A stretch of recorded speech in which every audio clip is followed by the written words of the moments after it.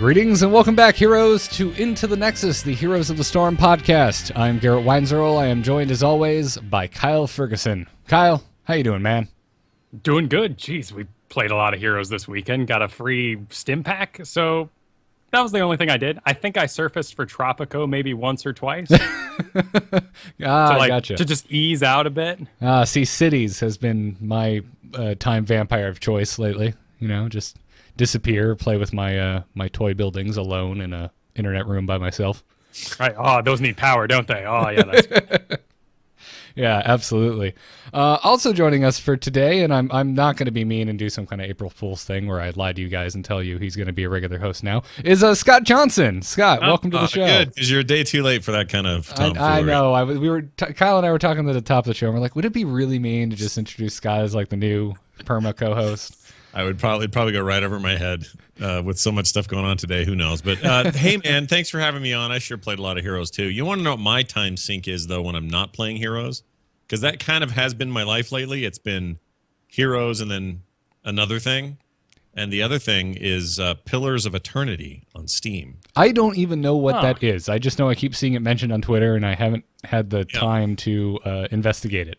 So it was kind of a big deal. A couple years ago, Obsidian, who are big name developers, they've made a lot of RPGs, usually for other people. So they'll swoop in for they're like second team on Fallout. So the first guys do Fallout 3, they swoop in and do New Vegas. Somebody else does another mainline RPG, they come in and do the sequel. And one notable exception to that was these are the guys that did the South Park RPG, Stick of Truth. Gotcha. Okay. So Obsidian is a well-rounded, well-known, and quality RPG maker, if a little on the side of they're making stuff for other people and never really their own IPs, which kind of sucks. So this was their chance a couple years ago to do a Kickstarter. I did one for a game called, at the time it was called something else. They had to change the name for some legal thing, but it turned out to be Pillars of Eternity. They got like $4 million for it, and it was supposed to be this kind of spiritual throwback to like Baldur's Gate and freaking Icewind Dale and kind of those Infinity Engine games from back in the 90s. I was about to say, I'm looking at screenshots right now. This looks like super old school in a really good way. It really is, and it's super updated. Like, it's all runs in the Unity engine now. Yeah, like the art is gorgeous. Yeah, it's beautiful. Little 3D dude. I mean, everything you expect from a modern game in terms of that. But the combat, the turn-based stuff, the party stuff, the conversation and sort of dialogue options, the sweeping story, the kind of D&D style, you know, when you're fighting, you're really rolling dice in the background kind of stuff. That's all here, and I loved those games back in the day, and this is just like that. So I'm kind of like, all right, a bunch of friends are on, let's go play Heroes. Great. All right, now let me just sink 3 hours into this, you know, this epic story. So Nice. My thing, Now that's past midnight. Let me do what I was planning to do with my evening and exactly play 3 hours of story. So is it fully voice acted? Because that's a big deal. Like, you know, coming from Baldur's Gate, you know, what's the company that does Mass Effect? I'm completely blanking. BioWare, yeah. Everything is just beautifully acted. That's like your favorite game, dude. How'd you forget who made it? I know. It's my favorite company because they actually, you know, perform. Yeah, they do all right. Yeah, it's tons of voice acting. And in fact, it's so weird because as soon as you get into it, you're like, oh, this feels like very familiar territory. Even like the little icon, the little right-click icon you make when you're moving looks like the icon in those old Infinity Engine games. Like, everything is very much an homage to that stuff, but somehow they've managed to make it feel real, fresh, and sort of new on top of all of that. And I'm not exactly sure why that's working so well for me, but I don't feel like I'm playing a retro game. I just feel like I'm playing a good game in a genre that nobody's been making for a while. And it's really fantastic. So all of that kind of inter-party dialogue and choices you make have big impacts later, and, you know, being the kind of character you want to be it's all in there, and it's really, really great. Like, they've outdone themselves, you know, and part of me goes, well, once again, here's Obsidian making a kick-A RPG, but they're making it like another kick-A series of RPGs. Like, they can't quite break out and do a thing that only they can do. They always seem to be either making somebody else's sequel or making a game that is an homage to an earlier kind of game. But all of that being said, it's really a piece of work and really, really good. So I'm just saying, if you're an RPG fan and, you know, MOBAs and brawlers like Heroes. Oh, please. Yeah, they have this great kind of thing happening in the game, which is like, all right, I'm going to start at level nothing, and I'm going to work my way to level cap, and I'm going to do it all in 25 minutes. and I'm going to have that progression every time, and every time I do it, I can try things slightly differently, and I can do a different build. But basically, you've compressed an RPG experience down to its barest essentials and done it in a very fast way. You've compressed it in the timeline and in kind of what you do. But if you want to leave that place and go, now I want to go put time into a game that takes me 30 hours to do that span of progression, then this is a great way to do that. It's a good game. You got to have that mental shift, because you play Heroes and you're like, oh man, that was awesome. What do I keep? Like, I got gold, I can maybe dress myself up, but all that work of being a complete badass, no one will ever know about it again. Yeah. I mean, you have replays now, which is nice and all that stuff, but no one really knows how great you were. So yeah, go play a single player RPG like Pillars of Eternity, where really nobody will ever know how good you are or how bad you are. I actually filmed myself playing that a bit and put it up on YouTube, and you know, it's funny. You do something in the game, and at the time you just think, "Oh, the game's being weird. I don't understand why I can't do this thing." And then you go look at the video later, and you notice a menu option that you were blind to while you were recording it, and you're like, "Damn it! If I'd have chosen that, everything would have been fine."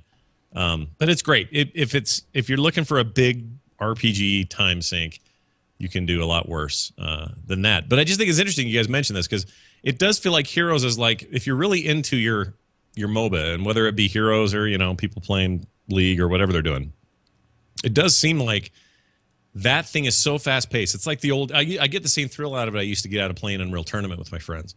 And it's that quick bam, bam, bam, objective, get out, get in, get out, get in, that you kind of need to sink into something deeper later, you know? No, absolutely. I mean, like back before Call of Duty hit God knows what number it's up to now, that's the kind of void that Heroes is filling for me now. It's like, oh, I've got 2 hours after dinner. I don't have time to organize a raid for World of Warcraft. I'm just going to yell at my few friends that I know are around. Let's get on and do something. And Heroes is absolutely that game now. Yeah. Yeah, for sure for me. And it's funny because, you know, here Blizzard is making an FPS coming up, and that's exciting and great and all. But I wonder, I mean, obviously I'm going to play it, but I'm having a philosophical question about, you know, whether or not it will provide more than what I'm already getting with the Heroes experience. And part of this is a surprise to me, because my background with MOBAs is spotty at best. I had terrible experiences with both League and Dota 2.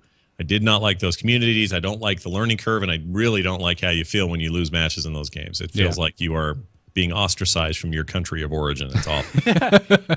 But in this game, once it clicked, you know, there's a point you hit, I think, in Heroes, and you hit it much earlier than, say, if you're playing League or something else. I think they all have this, but when you hit that point, you go, oh, I can compete in this, and I don't have to be perfect, but I'm good enough, and I can progress and get better, and I am rewarded even if we lose. It's much better to win, but I'm still in it to lose it even if I'm losing it, because I'm going to get golden XP. I mean, there's like all the right buttons are being pushed, all the right like carrots are being dangled in front of me. And when that clicked for me, I just went, oh yeah, I miss having this kind of game in my life. And it wasn't always MOBAs. It was never MOBAs, but that kind of like solves a competitive problem, but combines it with these things I like about progression and RPGs and RTSs for that matter. So yeah, I mean, it's for whatever reason, Heroes of all of these games. And I by the way, tried the new freaking, what's it called? The DC one, Infinite Crisis, which is on Steam, and tried it yesterday just for the hell of it, just to see what I thought, and was going to report on my gaming show. And it's funny, they're kind of going the Heroes way. They're like, oh, really? Shared XP, no stupid shop to worry about, no final hit, get the gold thing, crap, nightmare thing I hate so much about those other games. So I think it's, and it's good because I'm kind of spoiled now. Like Blizzard has basically said, look, those things, those conventions, we don't have to adhere to those to make a really fun game. So we're not going to. We'll come up with other ways to make it interesting, like map rotation and mechanics on the map changing all the time. These things are easily a nice thing to substitute in for that other crap I hate. And to see other games copy that, I can only assume they're sort of copying that, but to see them try to get away from that XP problem and shop problem is really a good thing, because I don't think I can go back to the other way now. This is the only way I want to do it. I certainly have tried, and I kind of agree with you. I played a little bit of Dota 2 before Heroes, and now Kyle has been playing Dota since before it was even called Dota as a Warcraft 3 mod. What Kyle, I always forget. What the hell was it called before it was called Dota? It's the Ancients, wasn't it? Or was there something else before that? Yeah, that was the full name. It was something else before that, but mostly Warcraft 3. Right. You know what I call it? Blizzard's. It should be called BGLO for Blizzard's Great Lost Opportunity. Because look how long it took me to figure out those first letters. But anyway, the point is they completely freaking blew it. I have to bring this up every time any kind of higher level talk happens around Heroes. This should have been their genre. They should have owned it from day one. This was made in their backyard. It's like they were parents and they looked out the window once and saw the kid out there in the mud making something. They went, those kids, and walked away and never paid attention to what the kid made. And then they made this amazing thing, and now Blizzard's like, well, damn it. Everybody else has run away with it, especially League, and they just kill it, on like Twitch views and everything else.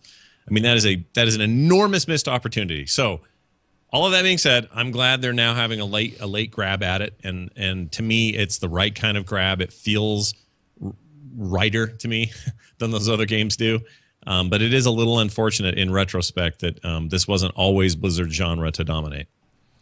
Yeah, that's a good point. It's funny to think about it, and if you ever saw, when was this, Kyle? This is when we were still doing StarCast regularly, I think, when StarCraft 2's arcade and the tools to make custom games went free and open for everyone, and they did that big trailer where Cloakin was in there, and they clearly were poking fun at the fact that Dota was made in their backyard. Right. Well, they've been sporting that for a while. Yeah. I mean, 2 BlizzCons ago, it was all about like how much they love D&D and how much they love these MOBA-like games in the past. And tower defenses, of course, we invented. Well, you invented tower defenses in our game, but they're ours, right?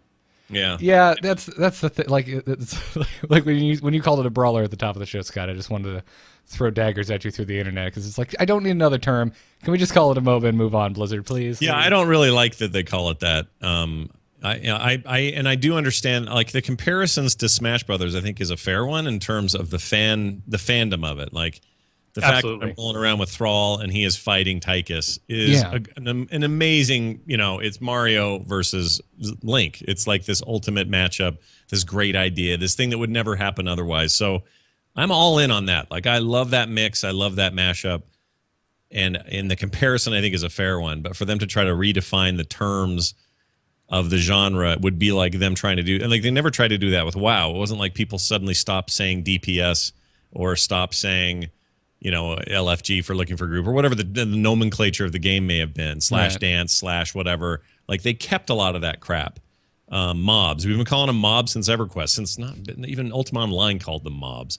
So why go in there and say, well, we're not only trying to win the genre back, but we're also going to try to change everybody's terminology? I don't think they're going to be able to do that. No. Well, they can do it. They can at least adhere to their own definition if they make a map without an ancient, without a final boss to destroy. If it actually at some point evolves that there is a map where you merely run into the arena and beat the crap out of each other for points, then, okay, maybe we'll call it. In that defense, Smite has that, and we still call Smite a MOBA. That's true. That's a very good point. And because it freaking is, they should just embrace it. It's fine. It's a MOBA. I mean, the MOBA. The nice thing about MOBA when that popped out as a term, I don't even feel like he's that old. Actually, I feel like this was like a I don't know 2011 maybe 2012-ish time where MOBA the word became something to say instead of just Dota as a default. Yeah. And this this idea that they have to rename all of that, I just think is just. It's kind of silly. The other day I went back and I watched. This is a really fun thing to do, by the way, if you haven't done this. Go on YouTube and search for Blizzard All-Stars, okay? Oh. Or Blizzard Dota, either one. And this is back when they were like, oh, this will just be a mod for StarCraft. And they didn't seem to really have any direction for this thing. I want to say 2011's BlizzCon was all about Blizzard All-Stars. Not all about, but I mean, that's what they were talking about and showing, and they had a version playable there. And I remember seeing Gabe Newell on the floor playing that game, which kind of cracked me up. But was anyway, that 11, or I think that might have been 10 because I think it was the first BlizzCon I ever went to. Are you sure? Because maybe. I know 11. There was a lot of talk about it, and they showed some videos and stuff, which was my first year. But they ended up doing a bunch of videos, promo videos and stuff. Holy smackaroli, dude! They used to have. I don't know if you guys remember this. You guys probably talked about it on the show a bunch, and I've missed it. But the big two like space gods that would sit across each other on the big chessboard. Or the whole theme was based around chess. The towers looked like knights and rooks and. And crazy. And Murden's like giant Robo-Murd, and there's Robo-Uther, but Nazebo, exactly the same. Go back, look at it. It's the same model. It hasn't changed a bit. Yeah, I noticed all of the the Diablo characters really didn't change. They had another one on there, and I can't remember who it was. It may have been Tyrael. Well, anyway, they didn't seem to have changed much. So I don't know. It's funny. I'd love to be a fly on the wall on that kind of development timeline and when things were pulled in and pulled out. But it's a nasty looking thing, dude. You look at those videos now, and they called it Blizzard Dota in this video. It looks bad. It's just like bad. And it's what I love about Blizzard is iterate, tweak it, keep changing until you get something you're really happy with. And what they have now is just absolutely stunning. But well, it was almost like too much work. It was, it wasn't quite, what was it, Star Jeweled, which was ridiculous. Left to Die, those were fun. But Blizzard Dota was just kind of over that cusp of like, you guys put a little too much time to this, and it doesn't look the best. Yeah. And well, yeah, that's the thing. I mean, the investment that made them go further. Originally, when they pitched it as Blizzard Dota, it was like, oh yeah, this will just be another map in the arcade in StarCraft 2. Like it was just going to be another custom game, and we're like, oh, okay, that's cool, looks fun. And then they rebranded it to Blizzard All Stars, and then it was a big deal when they announced that, oh no, now it's going to be a standalone game. And they were fine. That was, I want to say, before they announced Heroes, which would have been 2012. Oh wait, 2012 we didn't have BlizzCon. 2013 was the trailer and the announcement, the official announcement, right? I think. Is that right? Yeah, I think you're right. For Heroes as it is today. Yeah, because I remember out came, I was sitting behind Jeff Kanata, and out came that Nova and everybody, Raynor, and looking at Diablo, and we couldn't believe what we were seeing. And it was like this amazing deal, and we couldn't believe it. So anyway, yeah, that was the big year. So 2013, they came out and do that. But prior to that, people don't remember, or some people may not, but that 2011 to 2012, late, maybe early 13, you had the big fight with Valve, and it looked like it was going to get real ugly there for a minute. Because Blizzard was like, maybe. And it's the first time I've ever seen them be kind of publicly litigious, like some of the top brass at Blizzard coming out in public and saying, we think Valve stole our stuff. Like, well, it was because they both wanted to use the name Dota. Yeah, they both wanted the name, but not only that. Beyond that, yeah. Not only that, you got freaking Stitches running around in Dota 2, basically. Right. What's his name in it? I don't remember his name. Pudge. They got all these characters, like the Lich thing used to be basically the Skeleton King. Yeah, now I know that's changed, and the Wisp has changed, and all that stuff's changed now. But when that thing was launching, it was like, holy shite! You have the pantheon of Blizzard characters in this thing. Well, that was the most fun thing I had when Kyle first started. Like, no, dude, we're gonna sit down. I'm gonna teach you how to play Dota 2, because I had tried going in there alone a few times, got called a bunch of terrible names, and never went back. And so when I started getting there with Kyle and he's teaching me, my favorite game to play was guess what hero from Warcraft this was. I'm like, oh. Okay, there's Sylvanas before she was turned. There's Arthas, and it was a fun game to play. It's impossible to not see the connections, and even when you play something like League or even Heroes of Newerth, which I don't know how they're doing, but in those games you're like, oh yeah, look at these archetypes. These are Blizzard archetypes.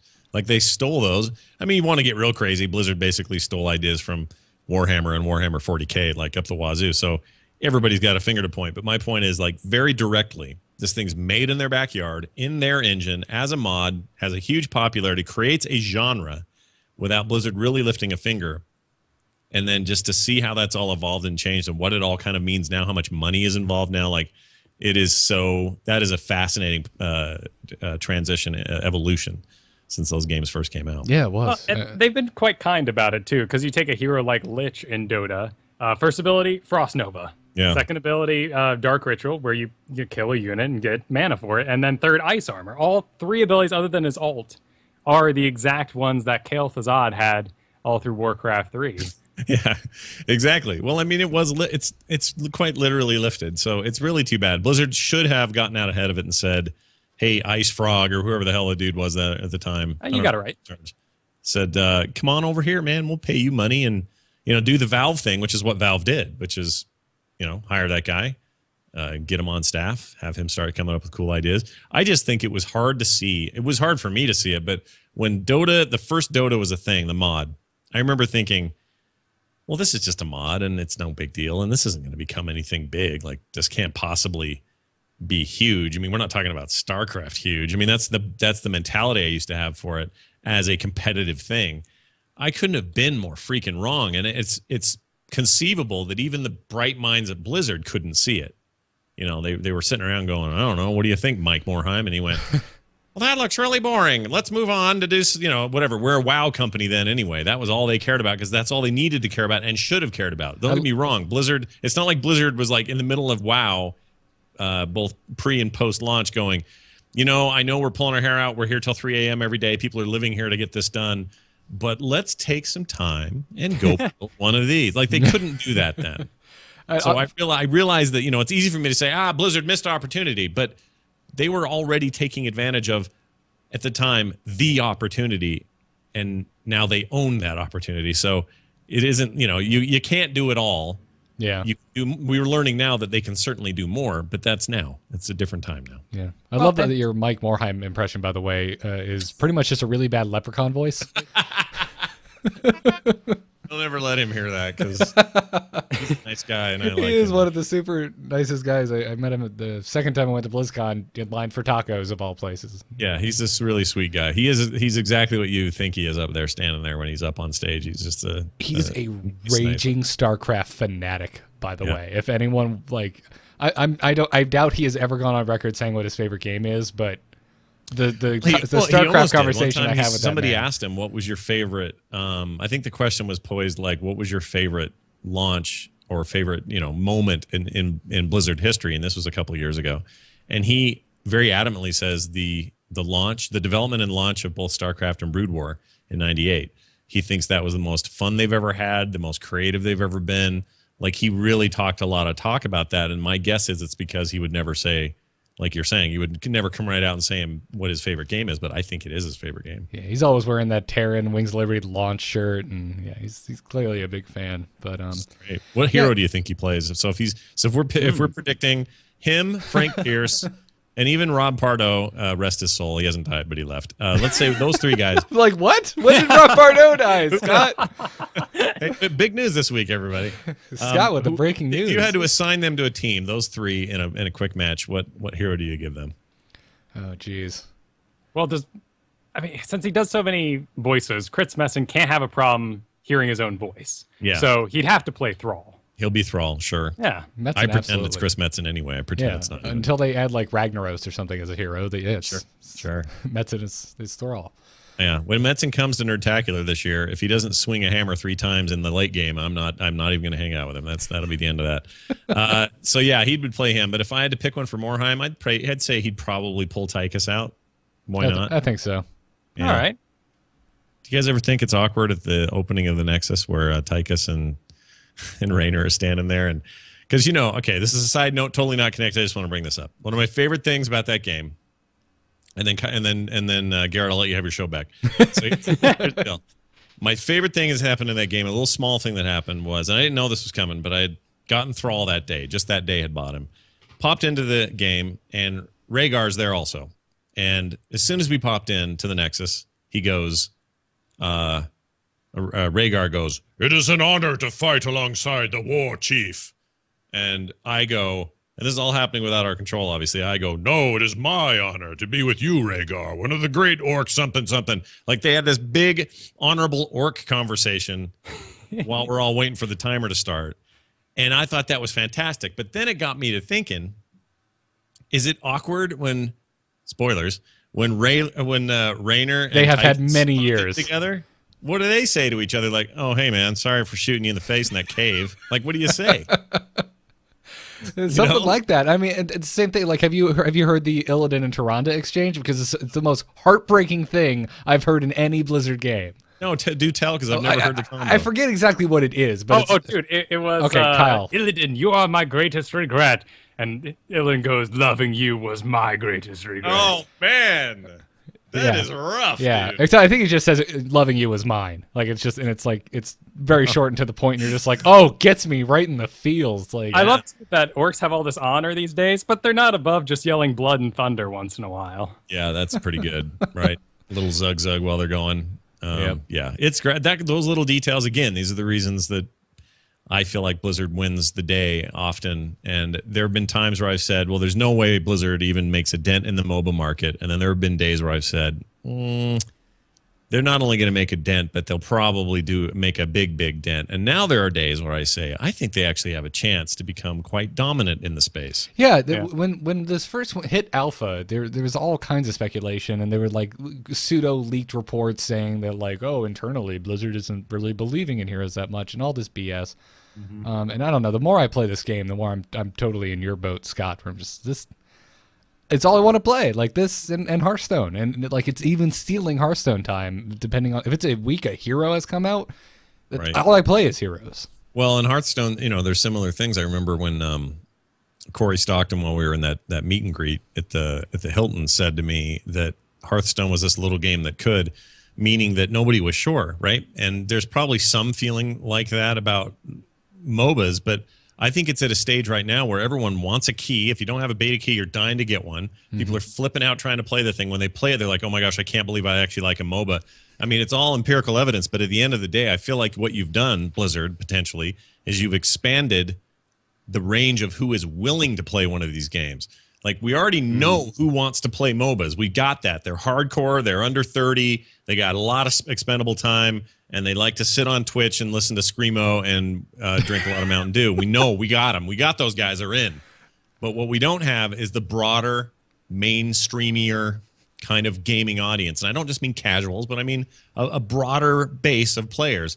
And it may just be where Blizzard wins this is their game is more accessible to the broader base and to those who already know they're going to like it because they like MOBAs, but maybe felt like those other communities are toxic or whatever. But that's a bigger base. There's a bit potential for a greater footprint on that market, on that genre. And so I'm not convinced anymore that they're going to be third or even second. I'm actually looking forward to maybe in the next 5 years seeing a very close race between, I know it seems crazy now, but a close race between what Riot does and what Blizzard does. I would not be shocked.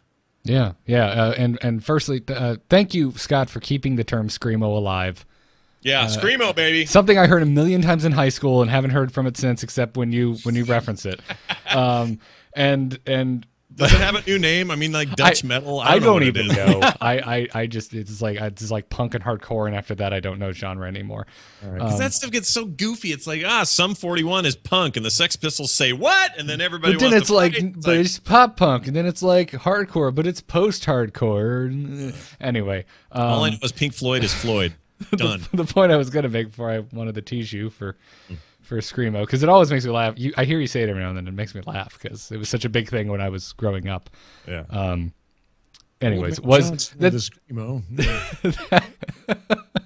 that making genres of games that have previously been relatively inaccessible is something that Blizzard has done with basically every genre. I think except for StarCraft 2. I think something about a competitive RTS is just at its base inaccessible, and I don't know how you make it more accessible. It has a limited sphere, and it will always. I think they'll always dominate that sphere. There's no. I mean, there's no other RTS makes RTSs anymore. Like they don't make them. And if they do, they're much more. We had Grey Goo. That's probably the last one that came out. Yeah, that's a good point. And I haven't played that yet, and I've heard amazing things. But yeah, I mean, you think of World of Warcraft, like all of the people. My fiance played the crap out of World of Warcraft. She didn't touch anything from I think A Link to the Past on the SNES before that. Like, yeah, no, dude, look, I mean, they own that genre. Like that's the thing is Blizzard kind of look what they've owned. They own now. They own MMOs. They own RTS, and they own CCG. All that's left to do is figure out a way to own MOBA. And I'm convinced there's a way. I think it's going to be a hard fought way. I think that it's slow and steady wins the race in this case. It may take a long time, but they have the wherewithal. They've certainly got the money in the bank, and they've definitely got the talent. It is more an issue of time and install base and where kids are going to go. And I literally mean that. Where are kids who want to play these games going to go? We adults will get to do what we want, but where are the young ones going to run? What is the MySpace of the day, for lack of that's a terrible comparison, but you know what I'm saying? Like, what is the hot thing they all want to be involved with? Right now, it's anything with League, really. And I feel like Dota 2 attracts people who are sick of League or for whatever reason feel like they have their name, so we're going to go where Dota went. I don't know. That's where Ice Frog went. That's where we go or something. And then there's this whole untapped market, and I feel like Blizzard's eyeing those people. So, in a way, it's like Riot is EverQuest on steroids. but WoW could come along and eat your cheese. That's all I'm saying. Yeah. You're absolutely right. And Magic fans, I can hear you angrily typing. When we say Hearthstone or Blizzard on CCG, we mean digitally. That's entirely what I mean. I don't want those angry Magic people coming after me, dude. Oh my gosh. You guys are the people that are willing to spend $85 a card. I respect you. You can go along your way. It's not a problem. I don't want to pick a fight with you. But yeah, they turned digital CCG on its freaking head, and no one's coming near it. Yeah, and that's, again, like getting off topic, but whatever. I mean, there are other games out there like Hex and others that are really good. It's just there's something about the instant accessibility of Hearthstone that just and you're forgetting too, just star power. It's the Super Smash Bros. Things. It's why Mickey doesn't look weird playing golf in some video game. Their characters just kind of have this immortality to them then. And if I had a kid and I walked in, I'm like, what are you playing? He's like, oh, I'm playing as a crazy sexy fox lady in League. I'm like, oh, maybe not. But I walk in, he's playing Sylvanas, who is midriff showing and all this, but I go, hey, I know Sylvanas. Yeah. No, you're absolutely right. And I was saying to my son the other day, it happened kind of without me noticing it, but as a guy who's grown up with Luke Skywalker and Indiana Jones and the villains like Darth Vader and great comic book heroes and villains and all of this pop culture and all of these universes that I love so much, somehow, some way, the Warcraft, StarCraft, and Diablo universes snuck through all of that crowd. They like stealthed through it and came out the other side my favorite set of heroes and villains. And I enjoy them more right now. I want to collect them more. I want to play with them more. I want to read about them more. I find myself more interested in an announcement about a story arc with Thrall than I am in a story arc with Iron Man or a story arc with Spider-Man or one of these other heroes or villains I may have been more interested in the past. And I don't know when that happened or how that happened, and people like Metzen are largely responsible for this, but they have created a universe, a combined universe of some of the most compelling characters, I think, in pop culture right now. So it isn't that far off to say that if these characters continue to sort of penetrate people's minds, we're looking at a future where the idea of a StarCraft movie or a standalone Lily healing movie or whatever is not that crazy. It's actually kind of fits and kind of works, and it's not that different than what Disney or Nintendo. I mean, Blizzard's the Nintendo of PC gaming, no matter how you look at it, and increasingly console and other stuff. But that's kind of how it is. They have that kind of cachet with their characters, and I freaking love it. And that's why Heroes just strikes such a chord with me. It's the gameplay, it's the refinement of the gameplay, it's the pacing, it's all those great things. But it's also Abathur is over there, and I'm Nova. What is that? That's insane. Let's go, let's fight. Freaking, oh no, Asmodan came around the corner, the great freaking Dark Lord of the sinful nipple ring. He's going to kill everybody. Like, it's an amazing mashup. I love it. The Super Smash Brothers thing totally works for me on this game. And because we took out all those extremely annoying tidbits that Dota can have, like, well, why does Bounty Hunter buy a sword? Well, he needs a sword to increase his damage, but he's already holding 2. Why does he have an extra one? Well, it's a passive item and all. Like, we got rid of all that, and everything is nothing but flavor now. Yeah. Well, it's such an extemporaneous mechanic thing to do all that other stuff that everyone thinks you have to carry forward. And I'm so glad Blizzard sat down and said, "Is this stuff any good? Are these two things, this primary two things, the shared, the non-shared XP and the item store, are those contributing to how much fun this game is?" And I think they came up with the answer being no, maybe even hell no. I would love to sit on and whatever seminar they have for the science of fun, because they have it down. Yeah, they're masters of it. So yeah, I think I've made myself clear. I really like Heroes of the Storm. It's really cool to hear you say all that, though, because in the past we had you on other shows and just MOBAs never for you, never touch them. Yeah, I'm completely come around on it. It's kind of hilarious, and it's also made me feel like I could probably do a little better now in those other two games. I don't think I'd enjoy those games as much, but I think I'd be better out of the gate. But this kind of knee-jerk reaction where people are like, "Oh, Heroes is going to be the soft, cuddly MOBA for kids," BS, makes me want to wring somebody's neck, because it's not how Blizzard works. Blizzard works with key important issues with their games, like it needs to be accessible to some degree, needs to be accessible to get into that thing. maybe if you've never played a game before, it's still totally inaccessible, I suppose. But if you're a gamer of any kind of ilk, you're probably going to be able to get in and get the concepts and understand what's going on. And then there's this big, long tail of progression of how much better you can get, how much mastery you can have over these characters, over those maps with your team on your own. Like, there's so much meat in there that that it's exactly what Blizzard does and does best. So, yeah, I feel like if I hear one more person try to say that Heroes is a baby MMO, well, then again, whatever. I'm arguing with 14-year-olds, so I got to quit. I got to quit doing that. Like, that's the part that just gets me the most. Because I'll tell you, the only real toxic moment in this game for me has only happened once, and it wasn't that bad. But basically, we were out fighting. Team fight happens, and there is 4 of them. They're in the same area as 3 of us, I guess. We're outnumbered, and they're a level ahead of us. So we're already kind of at a major disadvantage. They go crazy. They're obviously really good, and we lose one of our 3 guys. Now it's 2-on-4. No way that fight's winnable, right? Got to get the hell out of there. Better to live and fight another day than go on a 60-second cooldown or whatever you're going to do. Surely. So yeah. So that sounds incredibly rational and like good judgment. It does. I could see it coming on the horizon. Well, here's the problem. The Lily player who was with me, even though I hit V and smacked the ground and said retreat, because I'm trying to, we didn't have a way to communicate any other way. Usually that works. People are like, oh, yeah, we ought to get out of here. They understand the thing. I left. I had near full health because we hadn't really gotten hit too hard. Lily's in the fight and like fighting like toe to toe with, I don't know, freaking Diablo or something. And I'm like, yeah, that'll end well. See ya. I gotta go. We both should be going. Retreat. Let's go. And he wouldn't go. And then he spent the rest of the match parked in the corner of the Nexus. Says, thanks a lot. You had full health and you even tried to save me. I'm just gonna sit here the whole rest of the game. And he just sat there. And we ended up almost winning, even without him. We didn't quite. But I wish we would have. But he sat in the corner and just pouted and said, I can't believe players won't help other players out. We're on a team for, and all this stuff back and forth. And all I could say was, I don't know what to tell you, man. Just, enjoy it up there. There's a nice air conditioning on your mount. Like, just relax, have a sandwich, do what you got to do. And we went on and played the game. That's the only experience I've had so far that's been that negative. Now, I know there's potential for more. I know Blizzard's mindful of that, and I know they got plans for that.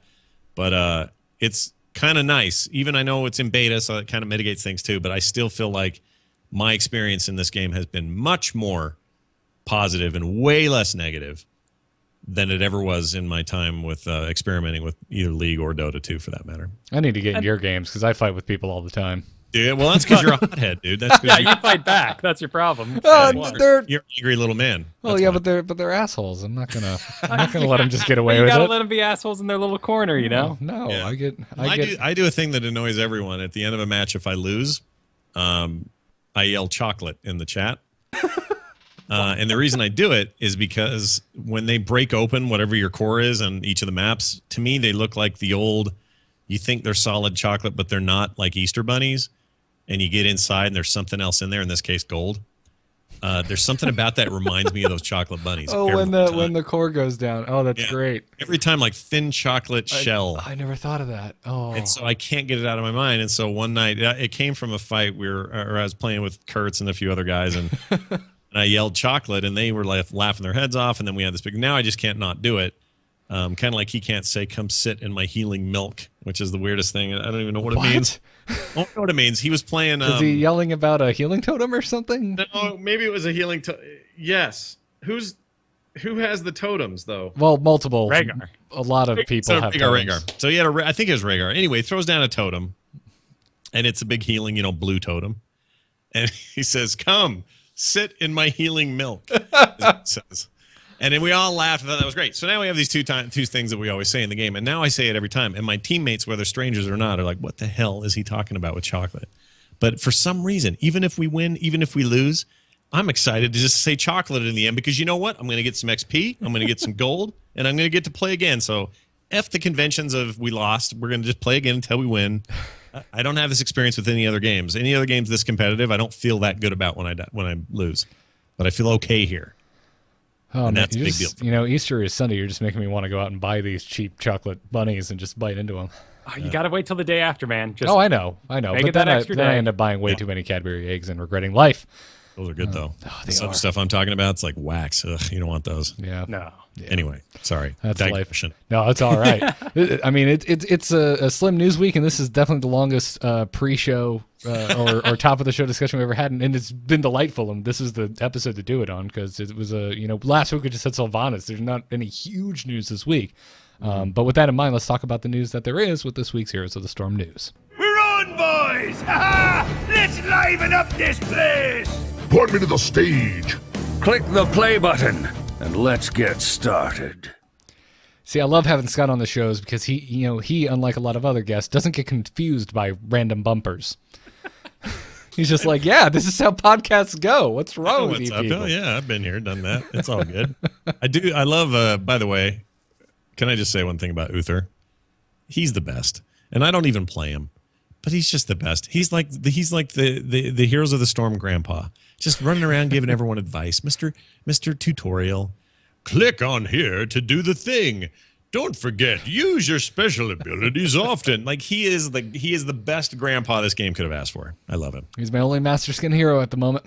Oh, look How at did he get out of Christmas without a Santa Claus skin? Exactly, That's dude. a really good question. I wouldn't have bought it because I hate silly skins, except for Pajamather, but I hate playing Abathur, so it doesn't matter. Kyle, they can't blow their best stuff the first year. Don't worry. We got more time. Good point. Yeah. They got to make money. I want to, someone needs to be done up like a Grinch. I don't know who would be the Grinch, but I want some big green hairy monster. Hold on about that. Hold on. The Grinch. You could give that to, who? Now you're, all right. I don't want to delay your news probably anymore. Witch Doctor, actually. This is a fun idea. Who's Witch Doctor kind of Beyond, lanky but has like a pot belly, and I'm thinking Witch Doctor. Yeah, he's got a little pot belly, and he's got the shakes. And Yeah, that'd be gross. It'd be so wonderful. He's already half naked. It's great. Good to go. It's the worst. Anyways, so probably the biggest news this week was if you logged in yesterday, you noticed that it looked like you'd been transported back to GoldenEye back in the 90s with some cheats turned on. Yeah. Giant heads everywhere. Heads everywhere. It was just like playing the NBA Jam circa 1998 or something. I love that Blizzard has started actually making good on their April Fool's jokes because it used to be, as I'm sure you both remember, they would just put it up on their website and that was the end of the joke. That was all we had. Yeah. But then I don't know, was it a year? Was it 2 years back, Kyle? When I feel like the first time I can remember them doing something in the game as an April Fool's joke was when they made all workers in StarCraft 2 Warhounds. Oh yeah, yeah. I forgot about that. Yeah, they worked the same, didn't they? They didn't. Yeah, I don't know. Yeah, they were just straight up. These are just reskinned probes, drones, and SCVs. Well, I think what you're going to do is see a lot more of this because now that they've got that new file system in play, that stuff is going to be easier for them to hotfix out quickly. Because the way that new file system, both in this game, which has it inherently, WoW just converted to it, so did Diablo, and I want to say something else just moved to it. Anyway. These games, the bigger games have been going through this transition to whatever that new thing's. I forget the name of the file system, but it's their new file system that provides the opportunity to do way more kind of insert something in without a big client download. And I think this is part of that. So when those big heads happen, that's just some code saying, hey, stretch everybody's polys up a little bit and off you go. Although, Asmodan, same head, his didn't get bigger. What the hell's going on? That was weird. I think it's because his head is tied to those two big wormy-looking things on his back. That would make sense. I like him a lot. I'm a big Asmodan fan. He's just a big pervert, really. Well, yeah. I want a skin for him where he's. This is both of our favorite characters in Futurama. Kyle, what's his name? Hedonism Bot. Hedonism Bot. Yeah, I want a skin like that. I just want Hedonism Bot have a lovely Asmodan. time. That guy's great. Exactly. Have him laying down sideways on his mountain as he flies by. Yeah. He really is the hedonism demon anyway. That's his whole thing. He's Mr. Sin or whatever. Yeah. And I just love it. I do hate playing somebody who's good with him though, because I feel like he's a rough tank. He is like that. And I'm usually not one for YouTube video game compilation videos of look how large my crit number was in the last PvP of Arathi Basin. Right. But I can't get enough of these Asmodunk videos of everyone just landing the best Orb of Annihilation that they can. Yeah, with the music in the background. Yeah. It's great. Some NBA jams. His music, his evil music for his intro video, some of my favorite stuff. In fact, his his intro music, which, by the way, Blizzard, go and do all of them, please, because I freaking love those. The ones you haven't done yet, do videos for everybody, please. But anyway, Asmodan's is my favorite by far, and I think it's because that music, and he's just badass as hell in that thing, and I can't wait for more. My favorite video was without a doubt the Valentine's Day one with the Heroes of the Storm Tinder with Zagara swiping through all the people till she comes to a love bug and Nubarak. It was just like, yes, nailed it. That was pretty good. It was absolutely great. I was impressed by the big head mode's extra layer of surprise that it didn't, in fact, initiate until you were already inside the game. Oh, right. That's true. It was a big surprise. Yeah, that's right. Because the way it worked for me, I got in. I'm trying to think. I think when I got into somebody else's team though that had already played, I think they had big heads and I didn't. And I think I was like, wait a minute, isn't this supposed to work forever? I thought something was wrong. I think that's how it went. Now I don't remember because I did so many Oh no, that's not what it was. We were in. You're right. When you get in for the first match, you don't know. Even if other people have been playing, you don't see their heads. But when somebody else is added to yours, they come in skinny-headed, and they don't know what's going on. Then you go in, and then you all look like a bunch of idiots. Yep. Yeah, it's pretty. It's actually kind of fantastic. But I was kind of over it after about 10 seconds, and I kind of wanted everything to go back to normal. I don't know why. I'm really kind of jaded on the whole April 1st internet thing in the first place because yesterday I'm like, dude, it sucks. It sucks. It's the worst thing ever. It's like, oh, I'm gonna go read some things. It's like, oh wait, I forgot today's the first. I literally can't believe any of the shit I see on the internet.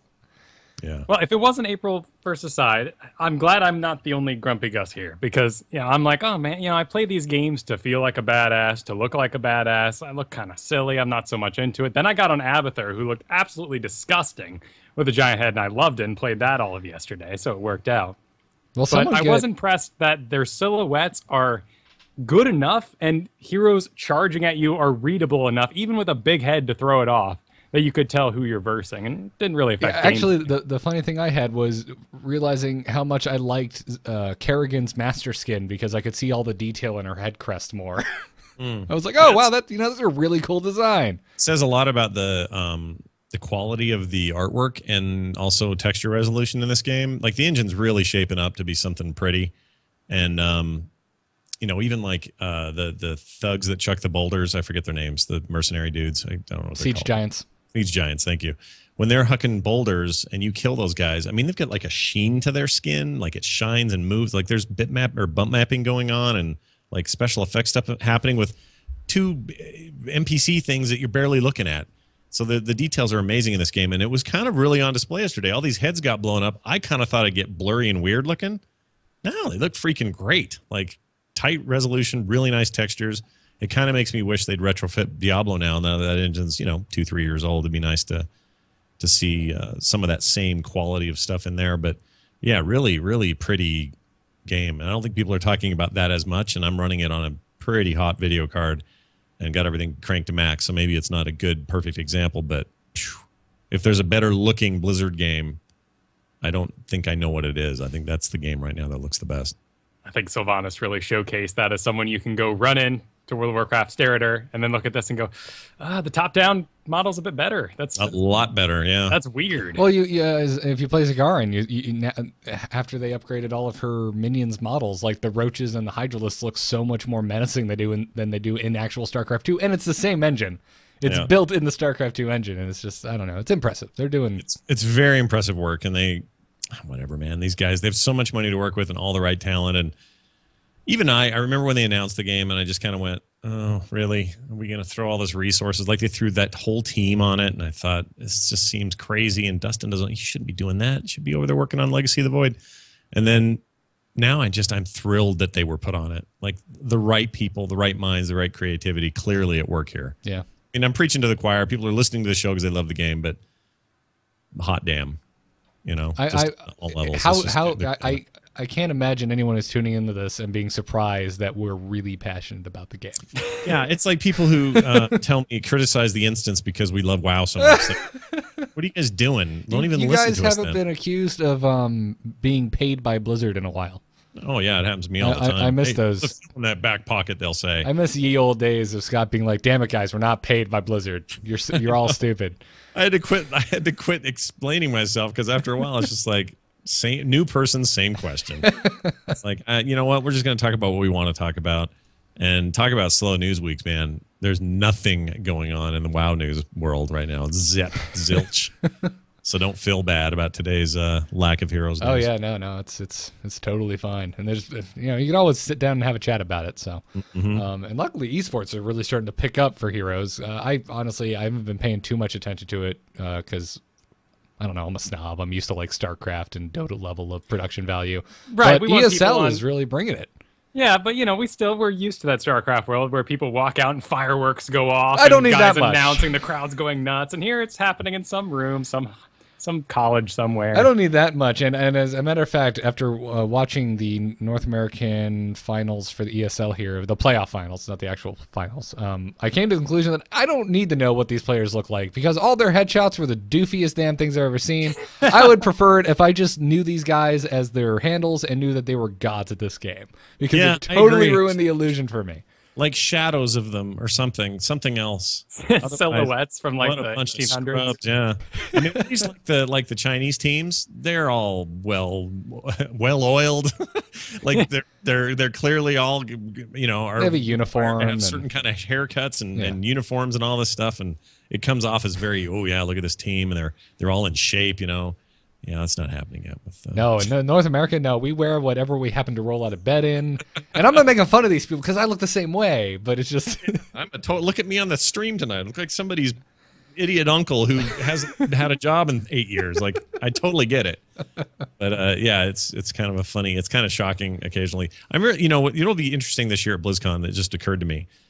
Like what they did with Hearthstone last year was breathtaking. Like that stage, those finals. Oh my god, that stage was I thought was the greatest thing I'd ever seen until I finally went and checked out the StarCraft stage, which just blew my mind. Both of those stages, unbelievable. So I wonder if there's pressure. There's got to be on their esports team to blow it out with heroes. They have to do something. I want to see an actual spinning Nexus portal where the pro players are like shot out of. Oh my gosh! Like there we go. Hole, that's amazing.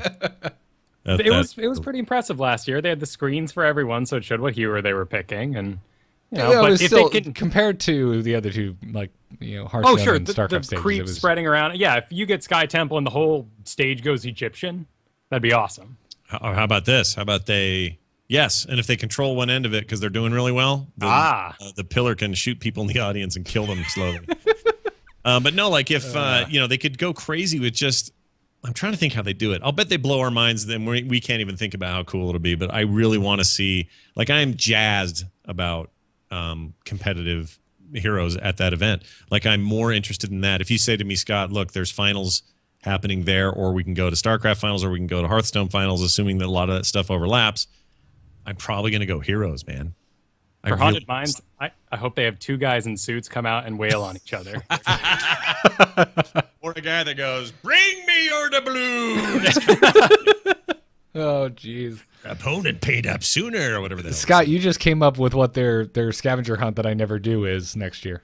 Oh my gosh, dude! They're gonna have Blackheart running around screaming, "Bring me your doubloons!" I never do it. Ibit does it. I never do it. I never touch that thing.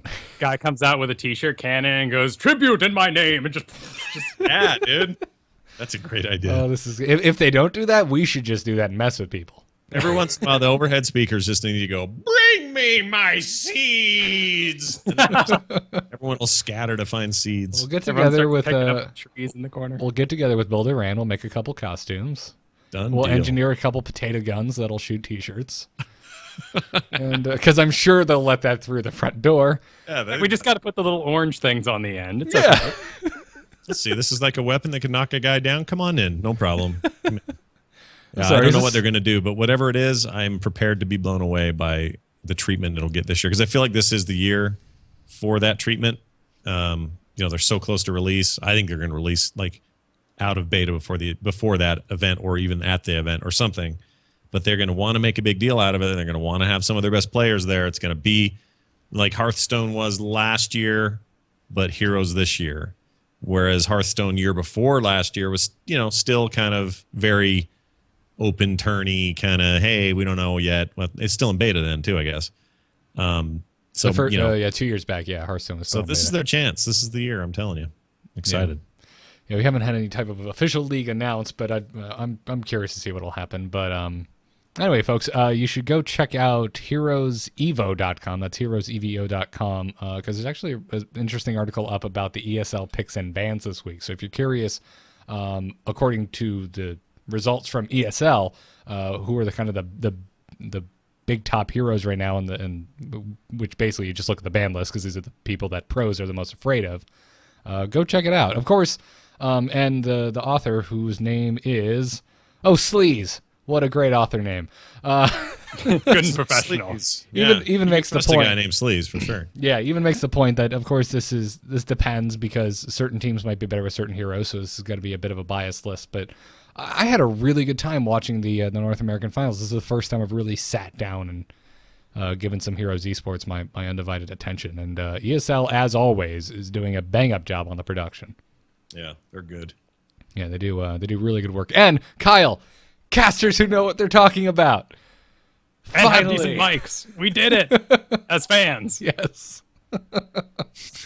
Oh, I don't know if you've been watching, Scott, but it's so in its infancy. The few I've been watching, it's like, oh, we just brought in our StarCraft 2 casters. Yeah, and it's just like know nothing about. And the dude with the stuff did the thing, and it's just like, yeah, it's like, that looks like a siege tank. I know that. What else? I don't know. Some kind of green dude. Yeah. Yay. No, look, we're in that phase, right, where everybody's got to get their. Oh yeah, it's budding. It's just now getting off the ground, but it's been really great. Kyle, have you had a chance to see this? Because holy crap, dude. When Kyle and I first started playing Heroes, our combo was Tyrande Diablo. And at the time, Tyrande, everyone just stared at her like, you can't heal for crap. Why are you playing her? And Diablo was just a laughable tank. Yeah. But we changed now. But that's the thing. Kyle and I devised this plan where Kyle would flip the target over him, and I would land my stun where he was about to flip them, and it was beautiful. Yeah. And I saw Tempo Storm do this time and time again in this it made me look like I was trying to play like a piano for the first time with me and Kyle. They did it so perfectly and beautifully. I've never seen heroes just melt as quick as they did. Yeah. Diablo's a real bastard about that move, and has pulled me into people's camps behind their walls a couple of times. Like I don't like him. He can rot in hell, really. Yeah. Well, I'm not sure he's rotting, but he's definitely there. He keeps coming back. Yeah. I wish, although it is a little bit weird, don't you think, that game doesn't feature the latest version of his skin? Like it should be the Diablo 3 guy, I think. You mentioned the cinematic that we were shown, and that is, female-y primeval Diablo, and we still don't have a skin for it. It makes me wonder if it's going to be a different hero. Because I can't possibly. I can't imagine what's taking it's a very different hitbox or polygonal makeup, isn't it? Right, but the explosions of the fireballs, the picking people up, if not slamming them down, it's very, reminiscent of Diablo 3's boss battle. Oh, for sure. All that stuff fits. It's just the look is Diablo 2. Yeah. And he's also, okay, I'd be lying if I didn't notice that there are similarities between Diablo, and not even just female-ized Diablo, but also some of the demons you encounter in Diablo 3 are kind of that ilk. The ones that are kind of random and pop sometimes. They look a lot, and they're kind of male versions of that. So even if they did something like that, I could see that. But they're so reminiscent of aliens from the Alien movies. Oh, absolutely. That I feel like there's almost too much going on there, like too many little spindles and too many little spikes and things, and maybe it's just too much of a big weird alien creature and not enough of a mass that I can hone in on as an opponent. Yeah. Zagara kind of also has that going on.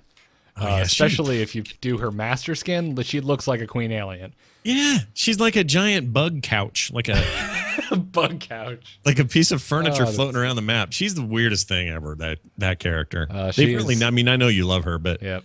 I do, and I suck at her, and she works me when I play against her. But watching her, it is kind of a feat of artistry that she's even in that damn game.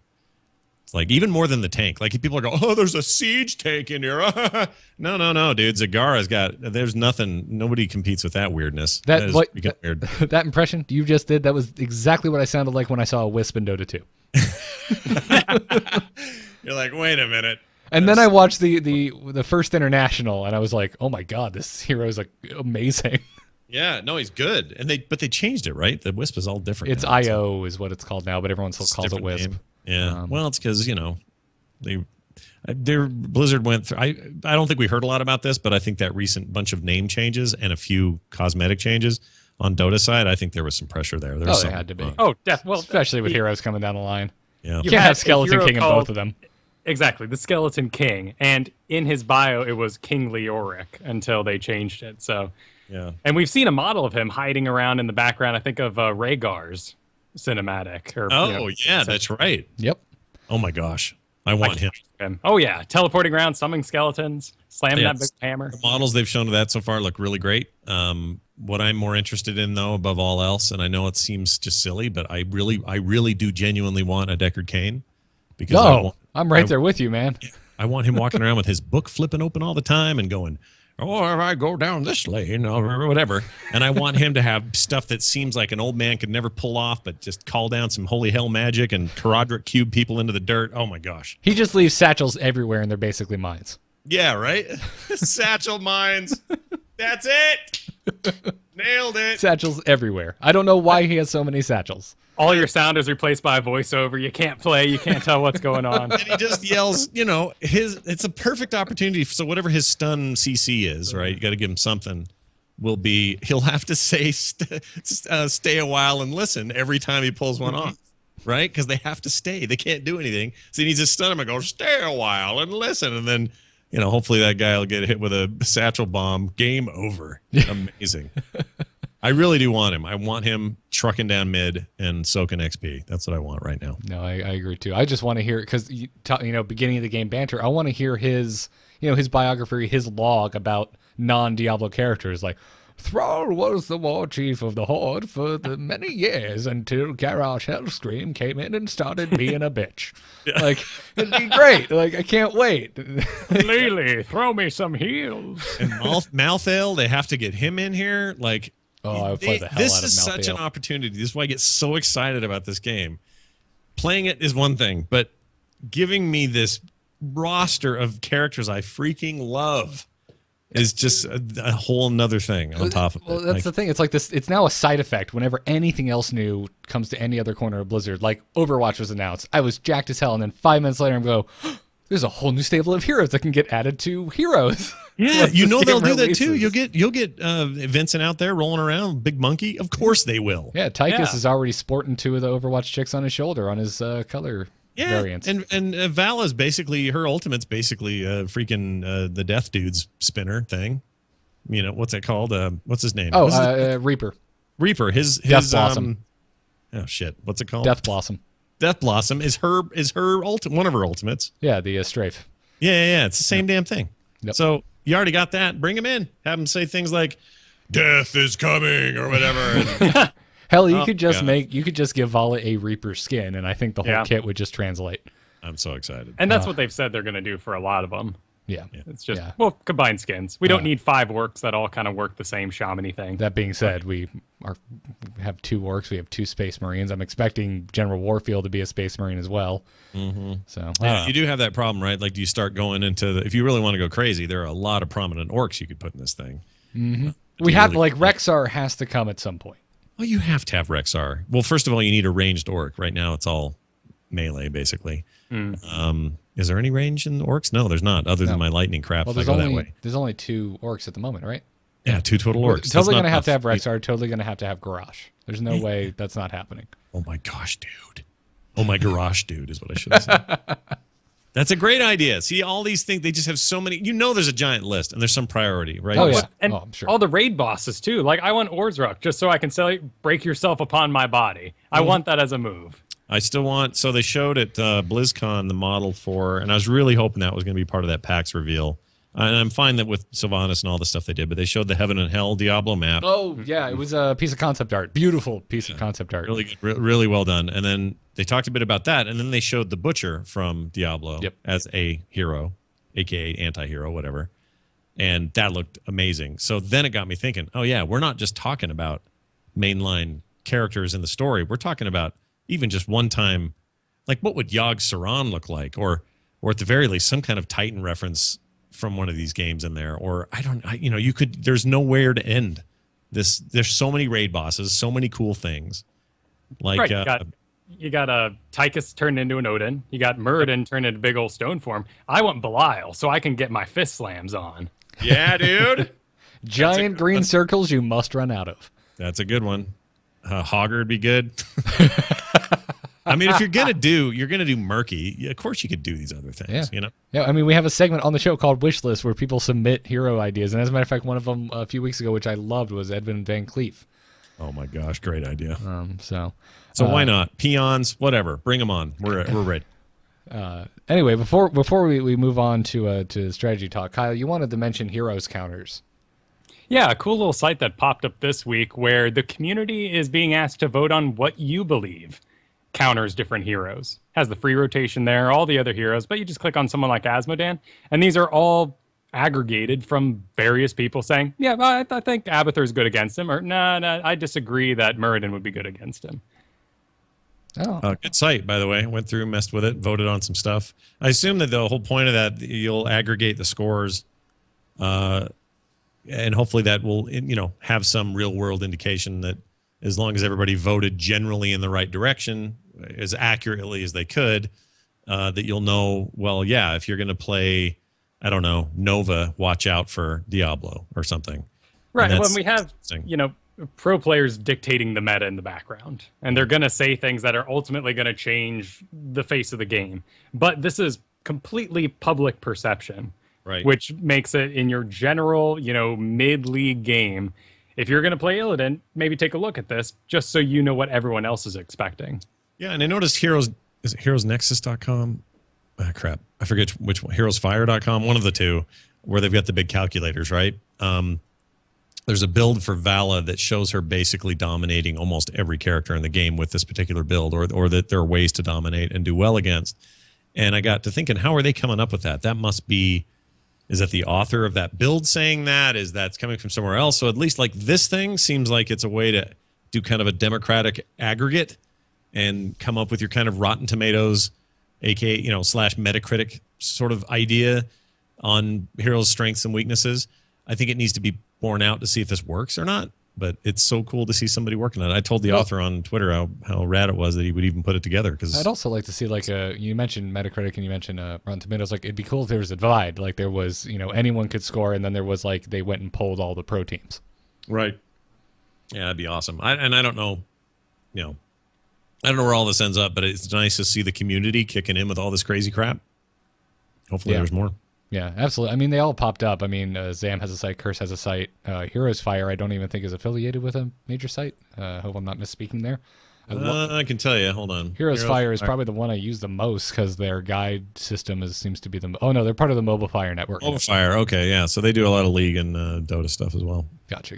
See, I think that's who I use now that I think about it. And see, yeah, these are the guides I'm using. Yeah, this seems to be where the community globbed on the most.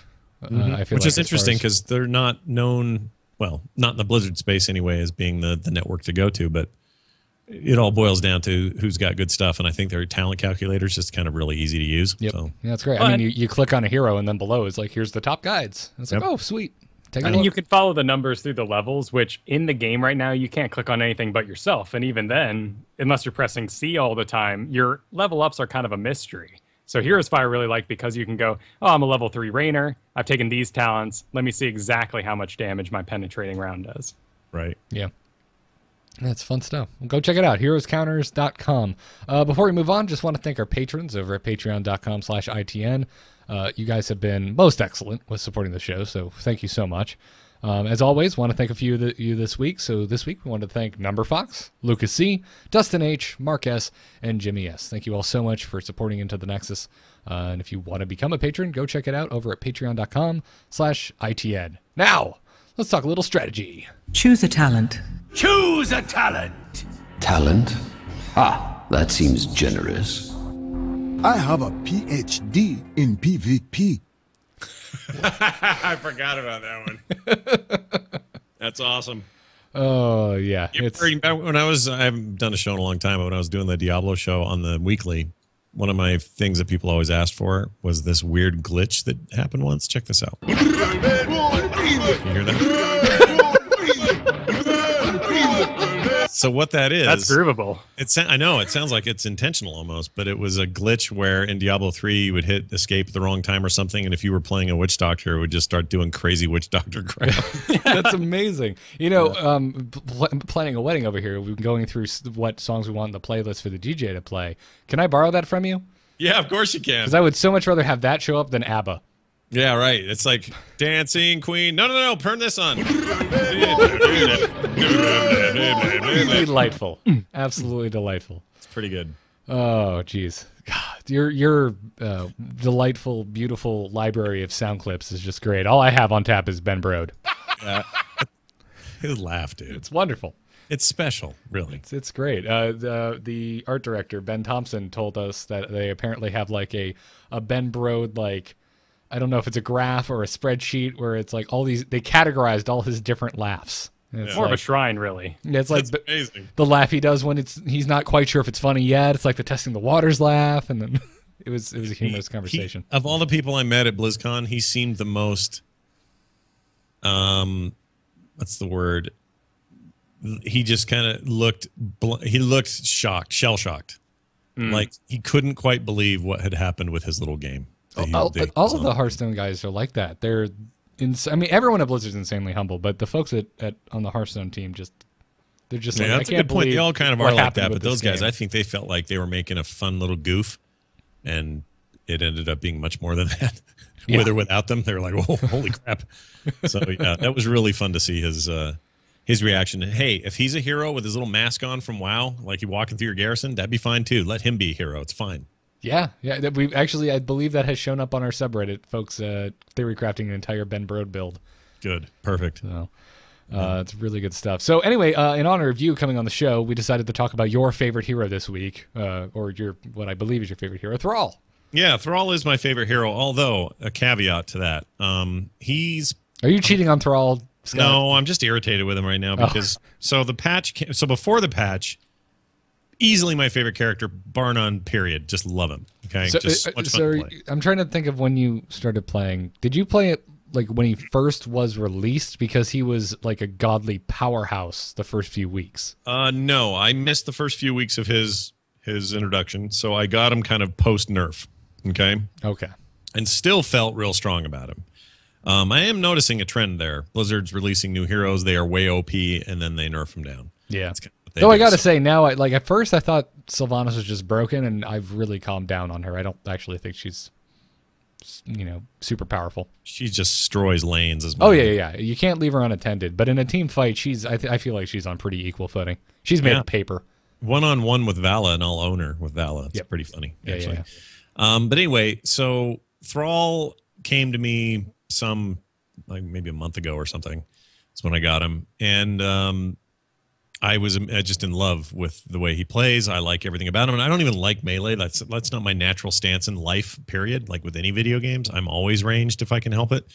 And for whatever reason, though, even though you can go a lightning build and go pretty elemental with him and be pretty distance based, I still, certainly core attacks, basic attacks are all melee. So he's a melee assassin. That's what they call him.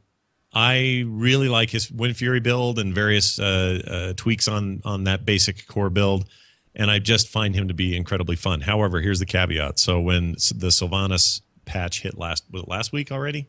Yeah, it was last Tuesday. Tuesday.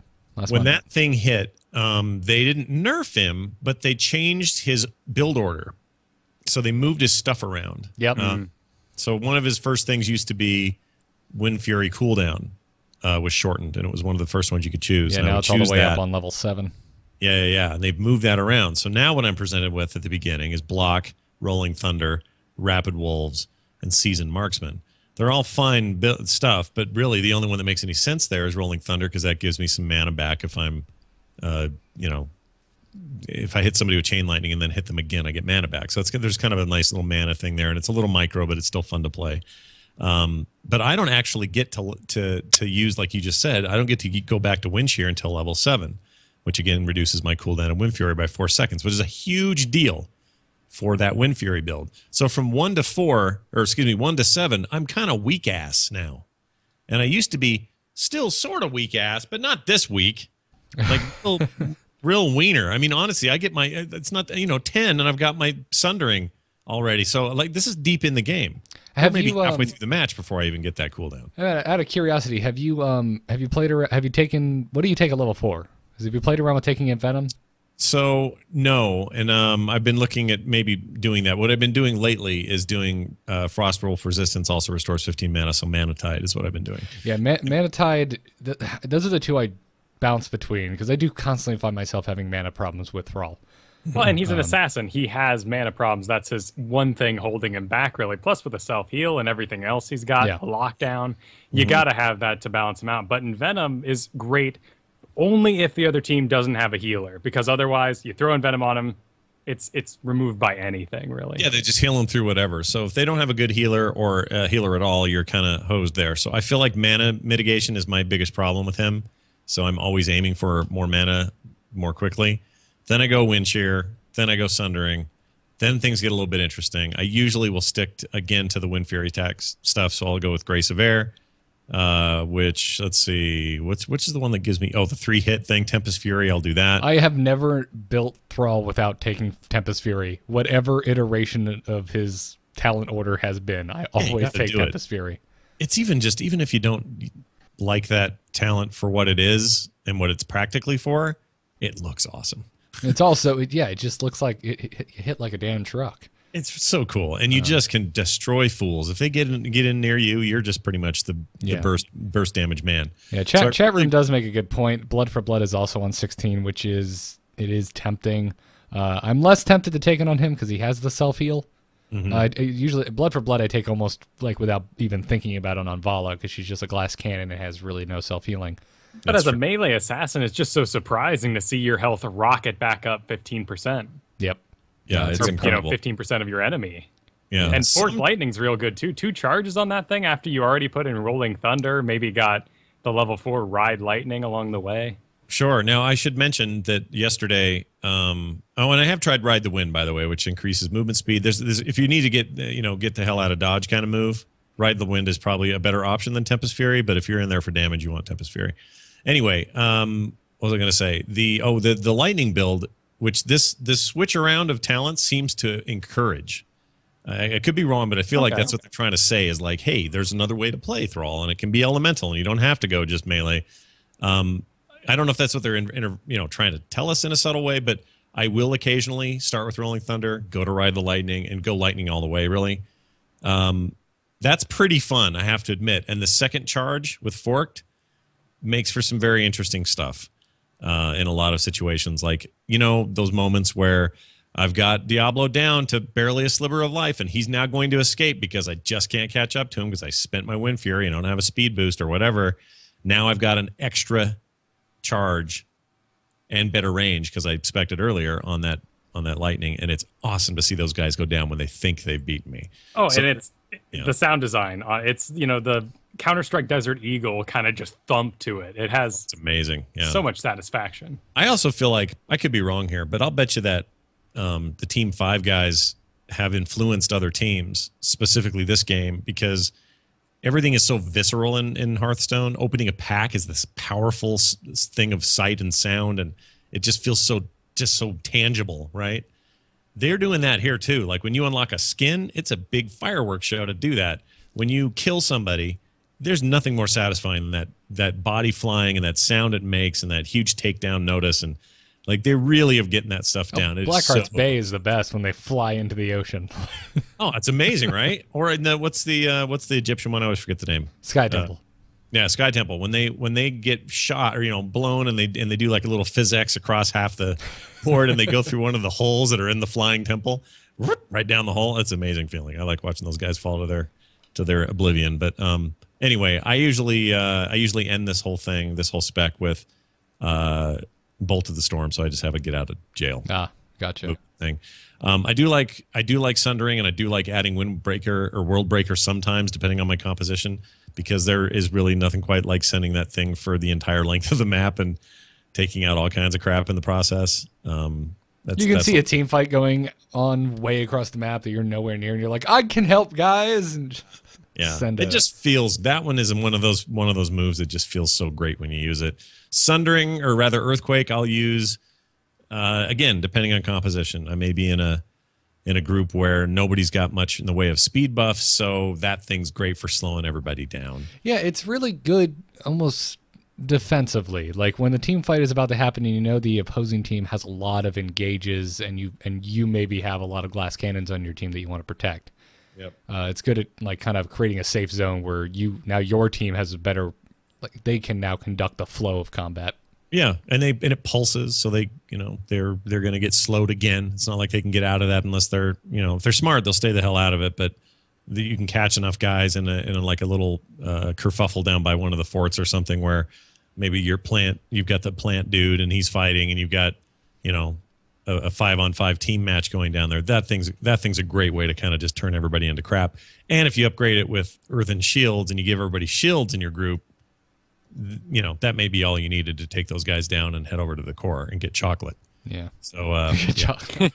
I'm telling you, I'm going to get it into the language of the game. People are going to be saying it. It's going to be chocolate for whenever someone wins. One day at BlizzCon, they're going to show the big winner of the giant tournament up there, $1 million check, and when he wins, he's going to type chocolate, and I'm going to go woo from the audience. Team Liquid going for chocolate. That's right. He's going for chocolate. You guys see that? Oh, we've never seen chocolate. Blah, blah. That's going to be great. We just got the Noble Garden skin for Murky. Maybe we'll get a mod every year this time where all the cores will be changed to hollow chocolate. Well, I'm hoping if Blizzard's listening, listen, I've hopefully had worse ideas. Big vat of Cadbury cream doesn't come out, though, because that would look pretty nasty. So anyway, that's my Thrall. I love him. He's great. Again, I don't love the changes for Wind Fury, but I do like that they're forcing me to try more with Lightning. And when I'm not playing him, I'm usually playing Vala, and she's still awesome. So there's always someone for me to play. I also like Tyrael. I like everybody. I haven't played a hero I hate yet, or abjectly dislike. Yeah. Yeah, not really. I didn't like Rhaegar very much, but I'm not really one on the support heroes anyway, so it's not really my thing. I didn't like him at first either, and then I started abusing the hell out of his wolf form and just being super mobile, and that's where I found the fun with him. Yeah, man, maybe I should do that more, but I don't know. I'm just like in WoW, I can't heal for Jack, so forget it. And Lost Vikings, I'll say this: if you're looking for a good counter to Lost Vikings, for me, Vala all the way. She just tears those guys up. Yeah, because individually, and I say guys because they're cheating. There's 3 of them in there. Damn it! Freaking OP bunch of crap, those guys. I freaking hate the Lost Vikings. Well, I want to give you a little homework, Scott. I want you to try and vet them at some point this week if you're feeling a little weak in the early game, because it's so great when you're having that, that early game, you're beating on whoever's in front of you in the lane, and they engage you because they know you're a Thrall. You can't escape very easily, and you get them down low, and they're like, "Oh, I'm fine." You just smack them with that poison, they're dead by the time they hit before they get back to the fountain. It's wonderful. So. Oh, when they get in that boat. Oh my gosh, I hate it. Oh, don't even talk to me about Longboat Raid. I hate it. I hate it. That's their ultimate, isn't it? Yeah. Yeah. Well, one of them, but the only one that's ever used by anybody who plays them. Yeah, nobody's using Play Again. That's for wieners. They're using the Longboat Raid. Kyle, the thing I didn't get to mention when we were discussing ESL, Uther picking Divine Shield up and down that place. I couldn't believe it. But Solid Jake and the other caster's name is eluding me at the moment. I'm sorry. They made a good point. Rhaegar's getting banned in all of these games, and Divine Shield kind of fills that ancestral healing gap. It keeps someone alive who would have been dead otherwise. That emergency button. Yeah. So I'm gonna. Who gives you guys the most trouble, character-wise? If you had to pick one or 2 characters, if I could go find and physically harm someone playing another hero, it would be the Lilies of the world. Oh my gosh, dude! I hate Lily. Yeah. Even though I'll totally play her and be fine, but people that play Lily well are a threat to mankind. They're just terrible, terrible threats, and they will keep a team from losing. Just period. Like I don't like. I'm not one of those gamers that wants to cry nerf every time something happens I don't like. Right, but I feel like Lily between Lily, ETC, and probably Stitches gives me a lot of trouble. Oh, well, yeah, Stitches gives everyone trouble. Being hooked, eaten, and taken behind a wall to die to the fort never makes you feel good. Stitches is just that extra level of work, and you see him picked on the other team and go, I just wanted to play casual. Why are you making me stay aware my whole game? Yeah, and as always, Nova in the right hands is trouble for everybody. Oh, yeah. I can't believe we've gotten this far. Mine is Illidan. I get claustrophobic or something, but when there is a Abathur Illidan flipping over me back and forth, like I'm in the middle of the gymnastics floor, it drives me nuts. My problem with Illidan is twofold. One, he does the same in me, but he instills fear in me. I can't stand facing up against him. It's kind of how I used to feel about Zero Tool, but I don't feel that way so much about Zero Tool anymore. I feel like I kind of have that down in a face-off. But when it comes to Illidan, he's always a pain. But also, I can't stand his model, and I can't stand how he runs. It annoys the hell out of me. What's it? The anime one-arm back? Yes, and it's his pants, those stupid pants he wears. Those bulky, stupid Illidan pants. He's always had them, so this isn't a complaint about this game. They he's look diamond in the rough. They look good when he's in demon form because he's got those weird reversed cleft feet. But when he's in his normal night elf form, he looks like Hobo Joe. Yeah, it sucks. I don't like him. Not a fan. Yeah, Not a fan of Illidan. I really like Liam O'Brien, who does the voice of Illidan, but other than that, forget it. Illidan's one of my favorite characters from the lore, but yeah, I'm with you on his pants. Yeah, his pants are not that hard, so you're looking at his sweatpants? He just got back from the gym. Sweaty and gross. He's just gross. I don't like him. I feel like Illidan doesn't bother me that much because I still play a lot of Uther, and Uther's I love it because I get to just stand there and be like, "What? You want to go?" And I just heal myself, stun him, shrink ray him, and laugh. He's also, okay, I'll say one more thing about Illidan. This is why I think he bugs me. I'm not a fan, as a guy who grew up as, I've been an artist my entire life. I went to college for graphic design and commercial art. I understand the world of art. I feel like Illidan is somebody's 8th grade stoner heavy metal kid scratched it on his table in detention character. Like he's the Trogdor. He's the Trogdor of Blizzard. Right, they're sitting there at night going, my hatred is unending. Yeah, that's good. You have totally seen the original. You have seen the original Samwise sketch, right? That eventually became Illidan because it totally looks like a weird Iron Maiden cover. Everything Samwise draws reminds me of that kind of stuff. That is not to say I don't like his art. I love his art, obviously, but yeah, Illidan, he just didn't refine. He is like he's some 8th grade Motley Crue fan's wet dream. I'm like frantically looking now. I don't have it on me. There's if you have, I'm assuming, Scott, you're probably like me. I'm assuming you have probably all the World of Warcraft art books. Mm-hmm, most of them. Yeah. The cover of the Burning Crusade art book is a piece by Wei-Wan of Demon Illidan, and it's one of my favorite pieces of Blizzard art. Oh, let's see if I can find it. Give me the name of the artist again. Who's it again? It's spelled W-E-I, I believe, and then W-A-N, and I think there's a space in between if I'm spelling it correctly. Also did the 3 posters behind me. Oh, yeah, there it is. That's beautiful. Wow. Yeah. So that form of Illidan, I'm just like, yeah, fanboy. But his like normal ass, like in love with Tyrande, sweatpant wearing dude, no. Yeah, not so much, right? And also, whenever someone tries to cosplay Illidan, just looks stupid, dude. It doesn't work. You would need to be like, I don't know, like. It's stupid. It looks dumb. They don't have the build for it. You need to be Hugh Jackman. You need to be Hugh Jackman painted purple to. Yeah, it's the Kratos problem. Anyone can put it in a loincloth, but you got to have the muscle. It's the Kratos problem. That's what it should be called officially. The Kratos problem. Oh my God! Oh jeez. Oh, we have 2 more segments left, and we're 90 minutes into this episode. I'm gonna move forward. Oh, it's okay. It's all right. I'm having a blast. I'm just looking. I'm like, wow, we still need to play games.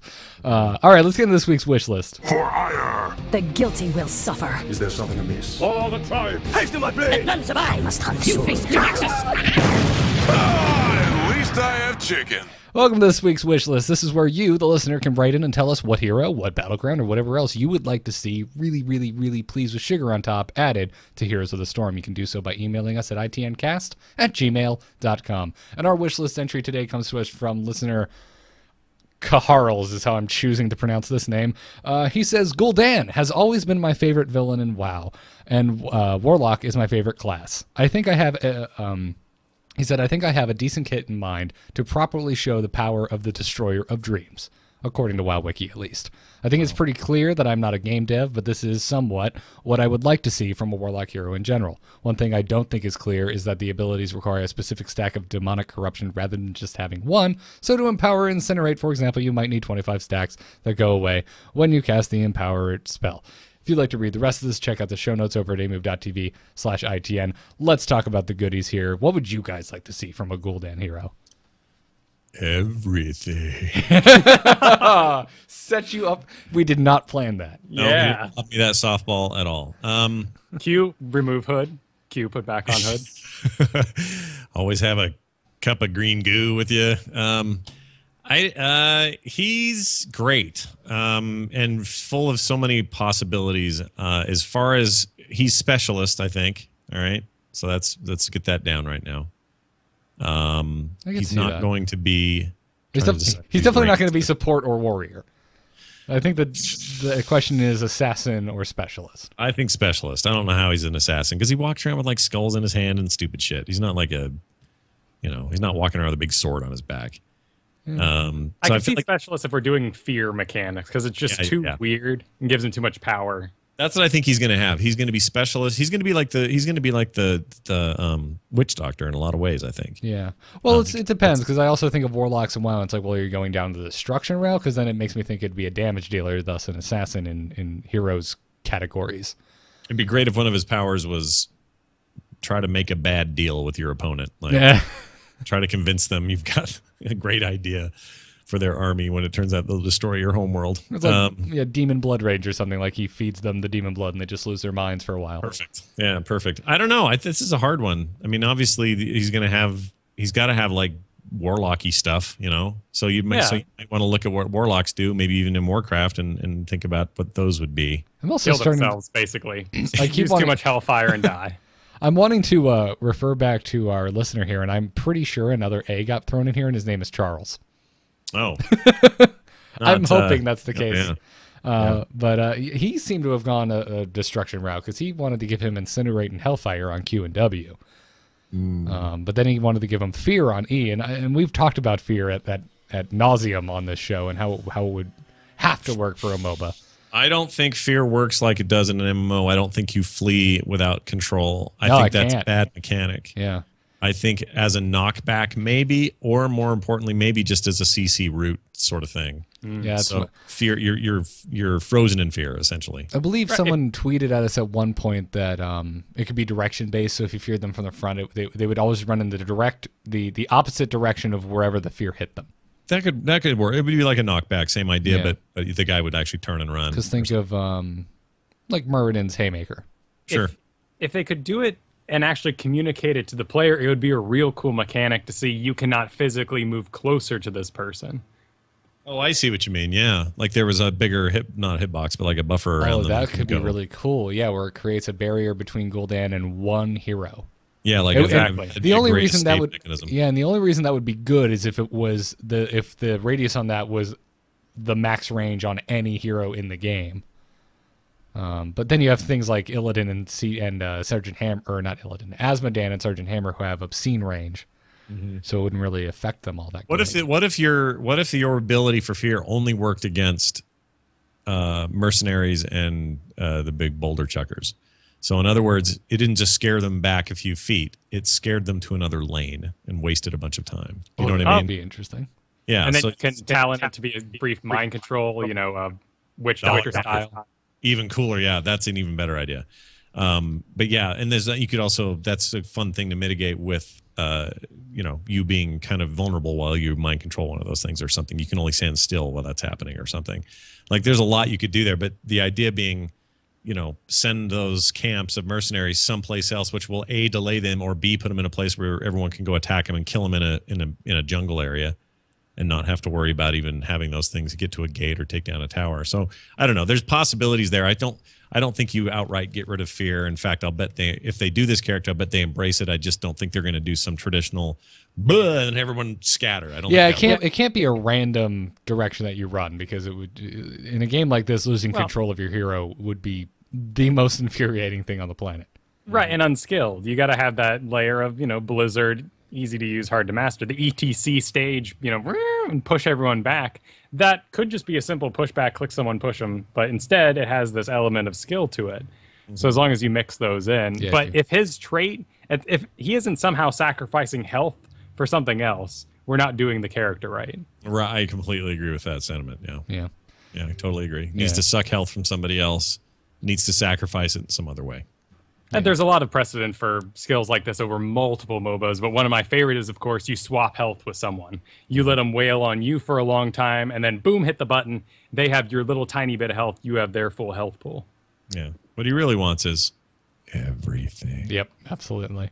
Charles wants his heroic abilities to be Chaos Bolt, which he said could be a straight line skill shot, focuses on all of the resource, which he calls Demonic Corruption, into a Chaos Bolt, hitting the first hero in line. And the more the resource you have, the more damage it does, but it makes the bolt move slower. So it could be interesting. He also thinks an option for the heroic, since you always have two to choose from, would be Unstable Affliction, which would be like a short, which would, he said, require a short channel on the target, but then be a massive damage over time spell applied to the target. That's interesting. Yeah, and then said if the target is healed while under the effects of Unstable Affliction, that the healer would then gain the remaining ticks. This guy's really thought this out. These are pretty good. You would be amazed the things we get from we have quite a few of these in our inbox, and they're very impressive. Yeah, I'm totally impressed. This is not bad. Other than the sort of, having to work out the fear issue, the rest of these sound straight up like they might be out of the game. I think his heroic should just be send all the heroes on a way too long quest to kill him. Yeah, dude.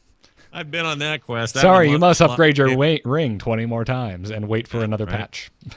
Yeah. I mean, here's the thing, though.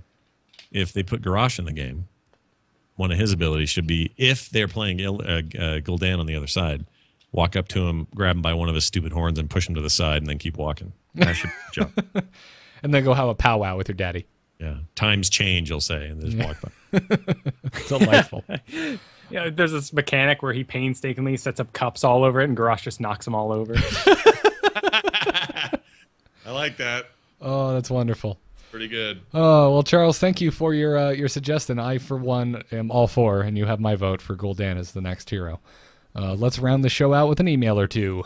Darkness stopped calling. I hear the wilds call. Wait, nature calls. Okay, tell them I'm not here. You can also send your emails to itncast@gmail.com. Our first email today comes to us from Joe, who writes, "Hey guys," who writes, "Hey guys, I have been real stringy," I'm assuming he means stingy, "with my gold since the account wipe, and with last week's free stim pack, I'm now at level 29 and have over 40,000 gold. I need some advice on how to spend it before I go into Hero League. The heroes I own I bought via real money bundles are Nova, Falstad, Sonya, ETC, Nazebo, Zagara, Lili, Tassadar, Raynor, Malfurion, and Muradin. I enjoy playing Zagara, Malfurion, and if I have to choose a support, it's Lili. I've yet to find an assassin I like. Keep up the good work." Well, dude, you've got a lot of heroes. There you go, but he's kind of got his own question answered here by saying he's yet to find an assassin. You're like, at that point, with that many heroes under your belt, it doesn't matter. You got to be able to fill that role should the team call on you. Your last pick, we need high damage. What do you do? Yeah, I'm trying to think. I mean, I always just yell Vala. It's just like my knee-jerk reaction to people wanting to try find an assassin that sticks. I mean, she's got decent mobility with strafe. She hits like a truck. She's kind of a glass cannon, but your range is good enough that it's not a huge problem. Can be real pesky. That character can really piss you off later in game when she's pecking at you from all sides. I think she's great. And I can't think of a single scenario where I would be unhappy having somebody choose Vala on my team, unless I wanted to play Vala. Unless they were terrible, if they were bad. Right? Yeah, but that's true of literally any that's true. Yeah. Ever in any video game ever. Yeah, my first game with he's gotten better, all right. But my first match with Brian Brushwood was that was very interesting. I didn't know Brian was playing heroes. He just started. Yeah, we kind of into it. It was all he could take after a bunch of us were playing a lot in the day, and he was like, "Oh, damn it, I want to get in on this." So he's been trying. I mean, he's gone all the way. He's gone pretty deep into Hearthstone as well. And I think he really likes heroes. But it's his first couple of games. Like if you've never played a MOBA, what the hell do? You don't know. Like, this isn't a criticism of him by any means, but it is a daunting piece of work, even in Heroes. I think less so, but still, if it's not something you've done, you're gonna, you got to get your feet wet somehow. So I think Vala's a good start. Yeah, and then people like me ruin it for new players because I see you moving with uncertainty, and I say, I'm gonna kill you all game. You're where I'm getting my XP. Yeah, or you know what? I'm gonna say Raynor's your noob thing. I know he's in the tutorials and stuff, which makes it seem like the default, but I think Raynor's a lot of fun to play and a great character to start with and win with. I think he's fine. Especially since they really tinkered with his talents. You know, he has the best bribe in the game. He's the only one that can bribe 3 mercenaries at once. Mm-hmm. Well, and his passive is very simple. It's you see 20% farther and have range 20% greater than any other hero. There isn't a better hero to teach you how to target the right person. Right. And his ultimate is scary as hell. I don't want to see that. Both of them. Yeah, both of them. They're terrifying. So get out of the way. But this guy's got to spend some gold. So master skins. Yeah. You got to pick some favorites, man. Yeah, pick favorites, get some master skins. You know, I don't see Asmodan in here, who is super fun. Vala's master skin is ugly. I don't like it. Yeah, I don't like any of Vala. Vala's. I have an interesting thing with Vala. The way she comes out of the box is my favorite Vala look. The red and black. I like it too. I do like the pay for Tyrael looking one, the angel one. I think that one's pretty cool. But it's basically Tyrael again, so it's not like getting something special outside of that. But her master is just it's butt ugly. Don't like it. Yeah. The only one I've bought is Infested Tychus because that completely changes the character for me. It makes it playable. It really does, right? Kyle, you won't catch him dead playing Terran in StarCraft ever. No way. Yeah, because you're not a Terran lover. We know what's I got to be infested or get out. It's good life advice. The only skin, just to add to that I ever paid for is the Thrall one. I paid for the whatever that wicked one is, the money one. I got it. Yeah, the bundle when it came out. I just got it bundled. It's so badass. It's so wonderful. Yeah. It's what is that? It's basically the Fell Orcs from Outland when you get out to Hellfire Peninsula. Yeah, you basically you look a lot like Garrosh in a lot of ways, but the tint that makes him look like an old wise war orc of some sort is my favorite. The brown skinned orc. Yeah, that's the second tint option for him. I do really like the last one though, where he's just good old orc green with the red armor. Yeah, that's I don't know. All of the Thrall skins and colors look great. Yeah, even his master. I'm a Zen dude now skin. I love. Hey Joe, you can also buy a pig. You're right. You could buy the money pig. Get the piggy bank. And apparently you could join Tempo Storm because they were all riding around on those piggy banks. So yeah, it's got a convenient little piggy bank slot on top of it. So if you're scared of Illidan or something, you can take a crap in there as you ride out of there. Best mount in the game. My favorite mount is that stupid goat because you just look dumb no matter what you're riding on it. I want the new armored wolf. Yeah, that looks cool, doesn't it? I want the tiger is what I want. I want that. Where's the vulture? Let's all get vultures. Yeah, you're right. From StarCraft, my Raynor. No, not actual birds. Yeah, I want the car. Yeah, no, I want the StarCraft motorcycle that Raynor runs around on. Exactly. Raynor shouldn't be riding on no horse. What's with Tassadar getting the most rad transformation thing in the history of the ever? My gosh, he's a plane, dude. He's Starscream. What is going on? Oh my, that just pissed me off. The only thing that really pissed me off is that he didn't have Starscream's voice. He just didn't start making my eardrums bleed every time he said something. Yeah, my favorite thing with that character is my buddy John, who likes to play that character a lot, will accidentally choose that stupid wall that no one likes. Force wall. Yeah. When used correctly, it can be pretty detrimental, but that being said, Archon is just so much damage. So much damage. It's just like not even a good choice to pick wall. He'll accidentally click it, he'll Nintendo finger it, and then be pissed the rest of the game. Yep. I like that term. Hey guys, I put up a wall over here if you need anything. It's just stupid. Yep. Oh geez. Oh, that's awesome. Well, we're going long today, so we're only going to do one email today. So that'll more or less do it for this show. Big thanks again to our patrons over at patreon.com/ITN. Also, if you're an iTunes listener and you're dropping us reviews in the store, we really appreciate it. Thank you this week to Shady and Guy Named John. You guys have very unique names. Into the Nexus is produced by amove.tv and Declan H., our Patreon producer. You can see more about this and all of the other AMove shows over at amove.tv. Our email, once again, is itncast@gmail.com, or you can continue the conversation over at itncast.reddit.com. Catch us live every Thursday night at 8 p.m. Eastern on twitch.tv/amovetv or the audio stream over at alphageekradio.com. Follow us on Twitter at ITNcast, and check out BrianGriffithMusic.com for Brian Griffith, who made our intro music. Check it out. Scott, you're our guest. You go first. Where can folks find you? Oh, it's easy. Just look for shows and things and stuff over at frogpants.com. And if you want to, I found out today we do have a couple of tickets left for Nerdtacular. If you want to meet Chris Metzen and hang out with us at Nerdtacular 2015, a little event I run here in Salt Lake City, you can go find that at nerdtacular.com. And then for everything else, just find me over on Twitter at Scott Johnson. Awesome. Well, thanks again for joining us. This is a lot of fun. It is my, as my dad would say, pleasure to be here. We got a pleasure. That makes me happy as someone who has listened to your shows for way too long.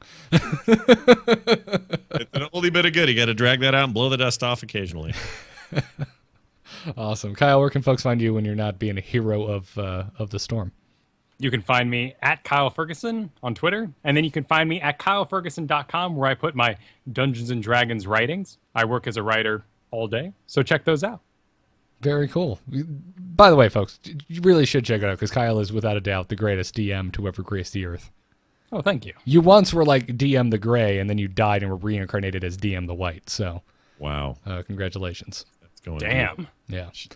Some big shoes to fill. Yeah. None shall pass. None shall pass Kyle. He killed me twice with a dragon the last time I played with him. Yeah. That bastard. Luckily, he also is a fan of the Deus Ex Machina potion, so I was revived. It was all right. Level 1's fighting an adult black dragon. It happens. Yeah, you know. You had to give us some tools to play with. Yeah, always a way back. Follow me on Twitter at GarrettArt. As always, folks, it's 2 R's and 2 T's and Garrett. For everyone who spells my name with 1 T, you're not going to find me. Although someone, I think, did go set up a parody account. But, yeah. Yes, you have a Garrett Fax account now, I believe. Do I? Yeah. Awesome. Not only a hashtag, but an account. Check out my graphic design work over at nomoonart.com. I've got some new stuff I need to put up there that I can finally post. And check out, as always, The Angry Chicken, the Hearthstone podcast. Me, Dills, Jocelyn, talking Hearthstone stuff. I don't think we'll have anything to talk about this upcoming Monday, so you probably shouldn't tune in. Yeah, nothing happened at that game this week at all. Nothing at all, or for the following 4 weeks after.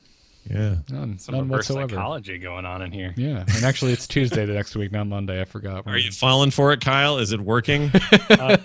Don't go to kyleferguson.com. It worked. I mean, it didn't work. No, it's horrible. Fools, it'll never work. I mean, it's great. Yeah, great stuff. Check out doghouse.systems.com. Code to use is ITN. It'll get you a free 120 gigabyte solid state drive added to your already awesome PC. I've got 3 in this house now. The oldest one is on the TV. Katie's using the other one, and then I'm on this one. They're wonderful machines. Everyone go check them out. Tweakedaudio.com, also, same code, ITN, get you 30% off and free shipping on your entire order of noise-reducing earbuds from tweakedaudio.com. If they hold up to my nasty ears when I run every day in the Florida heat, they'll do great for you. Check them out. That'll do it for this week's show. Thanks again for listening. We'll see you next week for episode 46. Until then, good luck and have fun. Take care. Bye.